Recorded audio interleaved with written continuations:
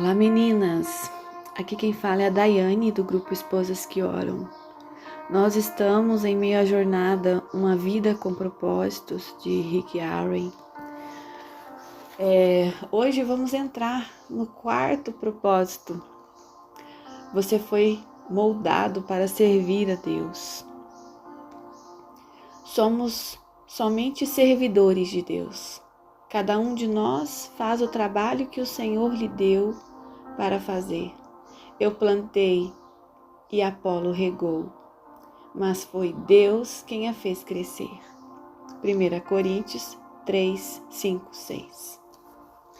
Hoje então vamos para o dia 29, aceitando sua missão. Foi o propósito de Deus para que fez de nós o que somos e nos deu uma vida nova da parte de Cristo Jesus, para que realizássemos as boas obras que Ele planejou para nós há muito tempo atrás. Efésios 2:10. Eu te glorifiquei na terra, ao cumprir até o último detalhe tudo o que me mandastes fazer.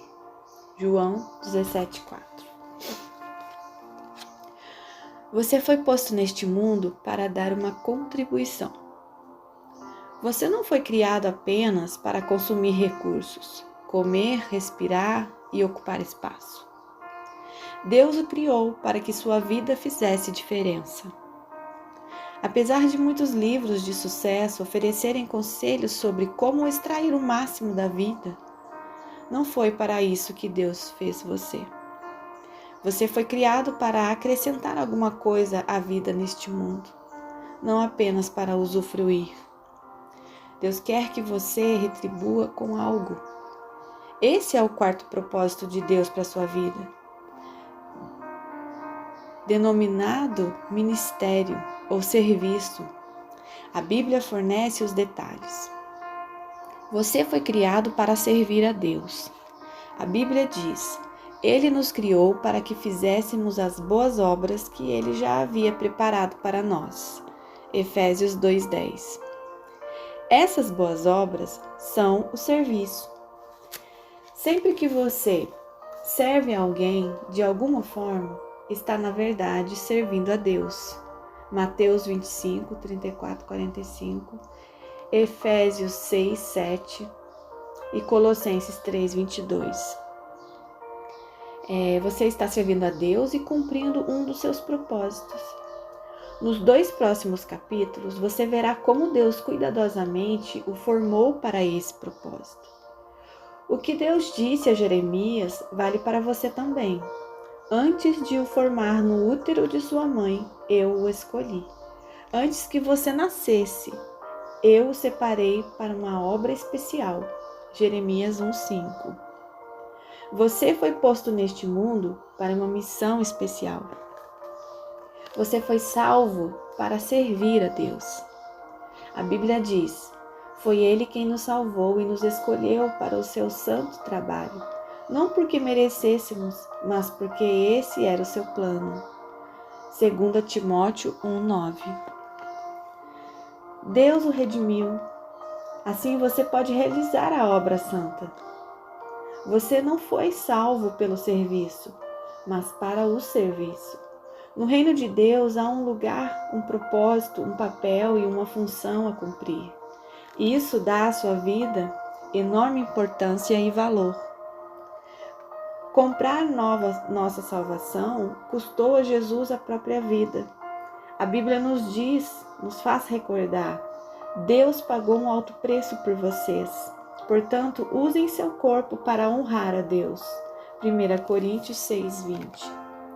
Não servimos a Deus movidos por culpa, medo ou mesmo obrigação, mas pela alegria e profunda gratidão pelo que Ele fez por nós. Devemos-lhe a vida. Pela salvação, nosso passado foi perdoado, nosso presente ganhou sentido e nosso futuro está garantido. À luz dessas incríveis vantagens, Paulo concluiu: por causa da grande misericórdia divina, peço que vocês ofereçam completamente a Deus como um sacrifício vivo, dedicado ao seu serviço. Romanos 12:1. O apóstolo João ensina que nossos préstimos amorosos às outras pessoas demonstram que somos verdadeiramente salvos. Nosso amor uns pelos outros dá testemunho de que já passamos da morte para a vida. 1 João 3,14. Se não sinto amor pelos outros, nem desejo de ajudar as pessoas e me preocupo somente com as minhas necessidades, devo questionar se Cristo está realmente em minha vida. O coração salvo deseja servir.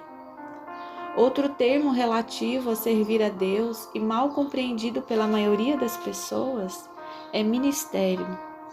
Quando a maioria das pessoas escuta a palavra ministério, pensa logo em pastores, padres e outros clérigos. Mas Deus diz que cada membro de sua família é um ministério. Na Bíblia, as palavras servo e ministério são sinônimas, assim como serviço e ministério. Se você é cristão, então é um ministro e quando está servindo, está ministrando. Quando a sogra de Pedro foi curada por Jesus, ela imediatamente se levantou e começou a servi-lo. Mateus 8,15. Usando o novo dom de saúde, é exatamente isso que devemos fazer. Somos curados para ajudar outros, somos abençoados para ser uma bênção, somos salvos para servir, mas não para ficar sentados esperando pelo céu. Você nunca se perguntou por que Deus não nos leva para o céu imediatamente após aceitarmos a sua graça? Por que nos deixa em um mundo decadente? Ele nos deixa aqui para que cumpramos os propósitos dele.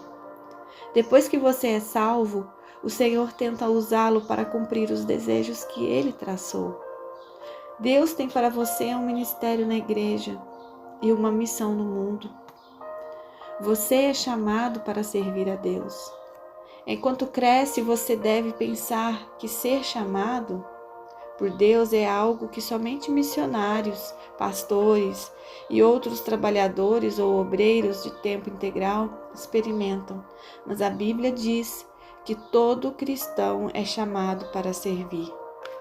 Leia Efésios 4:4-14, Romanos 1:6-7, Romanos 8:28-30, 1 Coríntios 1:2-9, 1 Coríntios 1:17, Filipenses 3:14, 1 Pedro 2:9 e 2 Pedro 1:3. O chamado para a salvação inclui o chamado para servir. Ambos são os mesmos chamados. Independentemente do seu emprego ou carreira, você é chamado para ser um cristão que sirva em tempo integral. Um cristão não serve. É uma contradição. A Bíblia diz: Deus nos salvou e nos chamou para sermos o seu povo. Não foi por causa do que temos feito, mas porque este era o seu plano e por causa da sua graça. 2 Timóteo 1:9. Pedro acrescenta: vocês foram escolhidos para falar acerca das excelentes qualidades de Deus que os chamou. 1 Pedro 2:9. Sempre que faz isso, faz uso das habilidades que Deus lhe concedeu para ajudar os outros, você está cumprindo o seu chamado. A Bíblia diz: vocês agora pertencem a Ele, para viver uma vida útil no serviço de Deus. Romanos 7:4. Quanto do seu tempo vem sendo utilizado no serviço de Deus? Em algumas igrejas na China, dão-se as boas-vindas aos novos convertidos, dizendo: Jesus agora tem um novo par de olhos para ver, de ouvidos para escutar e de mãos para ajudar, e um novo coração para amar os demais. Uma razão pela qual você precisa estar vinculado a uma igreja é o cumprimento do chamado divino para servir os outros fiéis, de maneira prática. A Bíblia diz: todos vocês, reunidos, são o corpo de Cristo, e cada um de vocês é um membro separado e necessário desse corpo. 1 Coríntios 12, 27. Seu serviço é desesperadamente necessário no corpo de Cristo. Basta perguntar em qualquer igreja local. Cada um de nós tem um papel a desempenhar. E cada função é importante. Não existe serviço pequeno para Deus. Todos são importantes. De igual modo, não existem ministérios insignificantes na igreja. Alguns são visíveis e outros são desempenhados nos bastidores. Mas todos são importantes. Ministérios pequenos ou velados podem fazer grande diferença. Em minha casa, a luminária mais importante não é o enorme lustre da sala de jantar, mas a pequena luz noturna que me impede de tropeçar quando me levanto à noite. Não há uma correlação exata entre tamanho e importância. Todo ministério é importante, pois todos dependemos uns dos outros para atuar. O que acontece quando uma parte do corpo deixa de funcionar? Você adoece? O restante do corpo sofre. Imagine se o fígado decidisse começar a viver por conta própria. Estou cansado, não quero mais servir este corpo. Quero um ano de folga, só me alimentando. Tenho que pensar no que é melhor para mim. Deixa que outra pessoa, outra parte do corpo assuma minha tarefa. O que aconteceria? O corpo morreria. Milhares de igrejas locais hoje estão morrendo por causa de cristãos que não têm vontade de servir. Eles se portam como meros espectadores e o corpo sofre. A ordem é servir a Deus. Jesus foi categórico.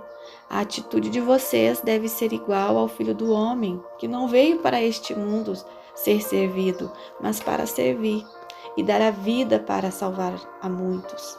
Mateus 20, 28. Para os cristãos, servir não é opção, tampouco algo a ser encaixado em nossa agenda quando há tempo disponível. Servir é a essência da vida cristã. Jesus veio para servir e para dar. Esses dois verbos também devem orientar a nossa vida. Serviço e doação resumem o quarto propósito de Deus para a nossa vida. Madre Teresa disse certa vez: viver em santidade consiste em realizar a obra de Deus com um sorriso. Jesus ensinou que a maturidade espiritual jamais será um fim em si mesmo. A maturidade é para o ministério. Crescemos para nos doar. Seguir aprendendo mais e mais não é o suficiente. Precisamos agir de acordo com o que sabemos e pôr em prática o que afirmamos acreditar. Impressão sem expressão causa depressão. Estudar sem trabalhar leva à estagnação espiritual. A antiga comparação entre o mar da Galileia e o mar morto ainda é verdadeira. O mar da Galileia é cheio de vida, porque recebe água e também deságua. No mar morto nada sobrevive, pois, ao contrário do primeiro, ele não deságua. A última coisa que muitos cristãos precisam hoje em dia é participar de outro estudo bíblico. Eles já sabem muito mais do que eles têm posto em prática. O que necessitam é de experiências em servir, nas quais possam exercitar seus músculos espirituais.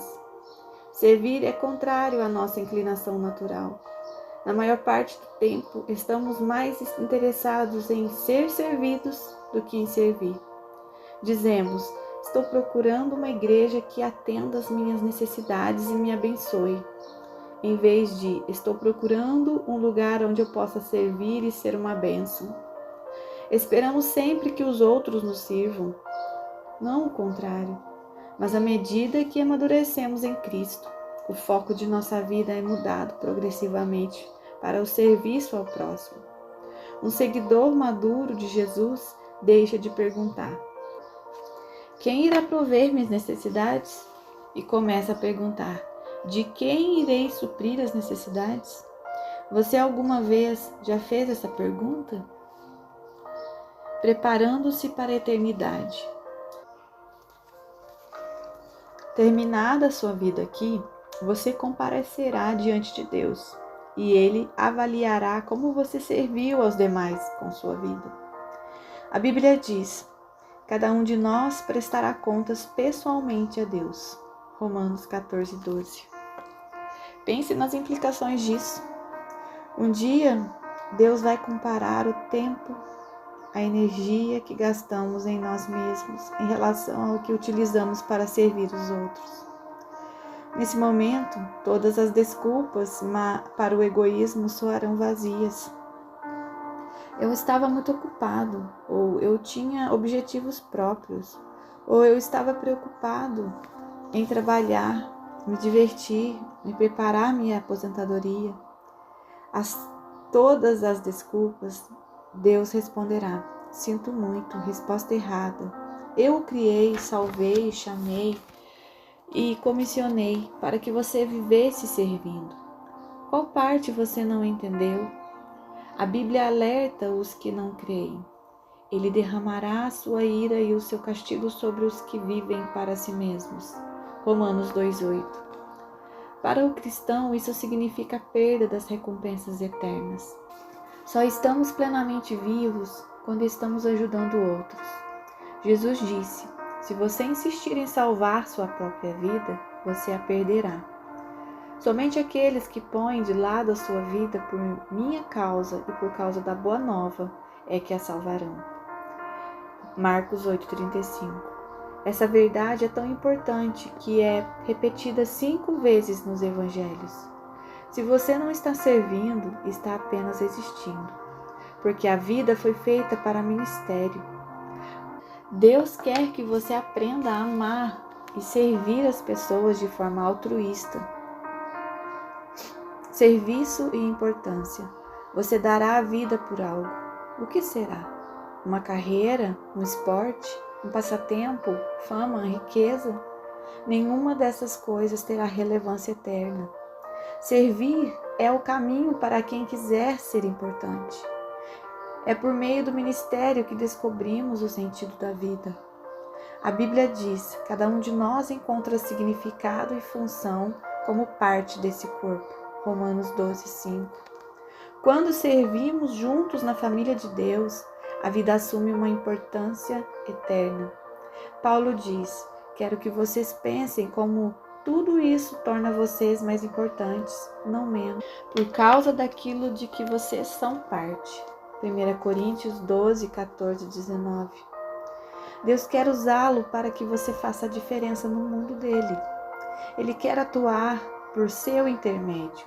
O que importa não é a duração da sua vida, mas a contribuição que você ofereceu. Não quanto viveu, mas como viveu. Se você não está envolvido em algum serviço ou ministério, que desculpa tem dado? Abraão era velho, Jacó era inseguro, Lia não tinha atrativos, José foi maltratado, Moisés gaguejava, Gideão era pobre, Sansão era codependente, Raabe era imoral, Davi teve uma amante e todo tipo de problemas familiares. Elias tinha ideias autodestrutivas, Jeremias era depressivo, Jonas era relutante, Noemi era viúva, João Batista era um mínimo excêntrico e Pedro era impulsivo e temperamental. Marta se preocupava demais e a samaritana teve vários casamentos fracassados. Zaqueu era indesejado, Tomé tinha dúvidas, Paulo tinha saúde fraca e Timóteo era tímido. Aí está uma boa variedade de pessoas desajustadas, mas Deus usou cada uma delas em sua obra. Ele também o usará se você parar de apresentar desculpas.